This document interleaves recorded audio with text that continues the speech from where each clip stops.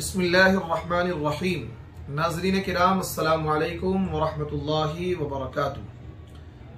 एक मरतबा फिर मैं एक वाक़या जो ज़बान ज़द आम व ख़ास है, बहुत से लोग इस वाक़े को बयान करते हैं, हमने भी सुना है, आपने भी सुना होगा। और वाक़या क्या है? वाक़या ये है कि नबी करीम सल्लल्लाहु अलैहि वसल्लम से एक सहाबी ने ये कहा कि ए अल्लाह के नबी सल्लल्लाहु अलैहि वसल्लम, मैं बहुत ज़्यादा परेशान हूँ, मैं बहुत ज़्यादा मुफलिस हूँ, फ़क्र फाका तंगदस्ती मेरे साथ है। तो अल्लाह के नबी सल्लल्लाहु अलैहि वसल्लम ने उससे फरमाया कि तुम दूसरा निकाह कर लो, यानी एक निकाह और कर लो। उस शख्स ने अल्लाह के नबी सल्लल्लाहु अलैहि वसल्लम के हुक्म पर दूसरा निकाह कर लिया और ज़्यादा परेशान हो गया, और ज़्यादा फ़क्र फाके में तंगदस्ती में मुब्तला हो गया, और ज़्यादा परेशानी होने लगी, माली और फाइनेंशियली दिक्कतें होने लगी। फिर वो अल्लाह के नबी सल्लल्लाहु अलैहि वसल्लम की खिदमत में हाजिर हुआ और उसने कहा कि अल्लाह के नबी सल्लल्लाहु अलैहि वसल्लम, माली दुश्वारियां बढ़ गई हैं, मुफलिसी बढ़ गई है, परेशानी बढ़ गई है। तो अल्लाह के नबी सल्लल्लाहु अलैहि वसल्लम ने उसे हुक्म ये किया कि भाई तीसरा निकाह कर लो। तो फिर उस शख्स ने अल्लाह के नबी का हुक्म माना और तीसरा निकाह कर लिया। तो उस शख्स के हालात बहुत अच्छे हो गए और बहुत तरक्की हो गई और बहुत उसके वहाँ मालो दौलत की फरावानी हो गई। ये वाक़या बयान किया जाता है और बहुत सी जगह हमने भी इस वाक़े को सुना है, आपने भी सुना होगा। तो आज की इस वीडियो में हम इस वाक़े की तहक़ीक़ पेश करेंगे कि आया ये वाक़या सही है या नहीं है, या वैसे ही फेक है, या ये मनगढ़ंत है।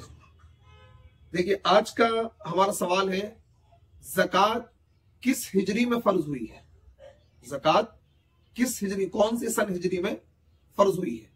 तो देखिए, ये बात याद रखिए, निकाह बरकत का जरिया है, निकाह खैर का जरिया है, निकाह के जरिए से बरकतें आती हैं, इसमें कोई शक नहीं है। कुरान की आयात, सहाबा के अक़वाल, नबी की अहादीस इस पर शाहिद हैं कि निकाह बरकतें लेकर आता है, निकाह बरकत का जरिया है, खैर का जरिया है। लेकिन ये जो वाक़या है जो मैंने अभी आपके सामने बयान किया, आपने भी सुना होगा कि एक मरतबा वो आया, अल्लाह के नबी ने कहा दूसरा निकाह कर लो। फिर दूसरी मरतबा आया कि अल्लाह के नबी बहुत ज्यादा तंगदस्ती हो गई है, तो अल्लाह के नबी ने कहा तीसरा निकाह कर लो। जब उस बंदे ने तीसरा निकाह किया तो उसके क्या है, खुशहाली आ गई, फरावानी आ गई। तो मेरे दोस्तों, ऐसा कोई भी वाकया हदीस की किताबों में मौजूद नहीं है। ये भी रिवायत, ये भी वाकया किसी सही मुस्तनद किताब के अंदर मौजूद नहीं है। ये मौजू है, मनगढ़ंत है, उलमा ने इसको मौजू करार दिया है। तो देखिए, इस तरह के जो वाकयात हैं उनसे बचना चाहिए। अलबत्ता कुरान पाक के अंदर ये तो मौजूद है कि अगर इन यकूनू फुक़रा अनकिहुल अयामा मिनकुम वस्सालिहीन मिन इबादिकुम इन यकूनू फुक़रा युगनिहिमुल्लाहु मिन फ़ज़ली, कि अगर वो फकीर होंगे तो अल्लाह उनको गनी कर देगा, अल्लाह उनको बेनियाज कर देगा।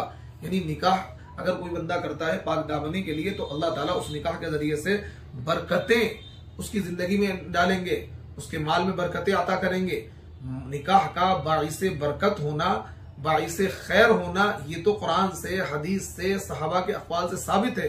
लेकिन पर्टिकुलर ये वाक़या, जो वाक़या बयान किया जाता है सहाबी की तरफ निस्बत करते हुए, नबी की तरफ निस्बत करते हुए, ये वाक़या किसी भी